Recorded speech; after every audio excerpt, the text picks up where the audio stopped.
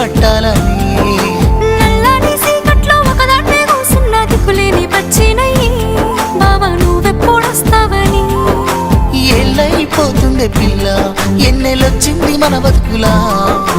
ఏలైపోతుండే పిల్ల ఏలు వట్టంగా వస్తున్నాయా ఇన్నాళ్ళ ఎడబాటు ఎడవాసిపోతుందిలే ఈ సీనయ్య గుండున్నదే సినదారా నీ కోసము ఈ దూరాన్ని చెరుపుతూ తీరాల తెగిరింది అందాల ఈ మానవు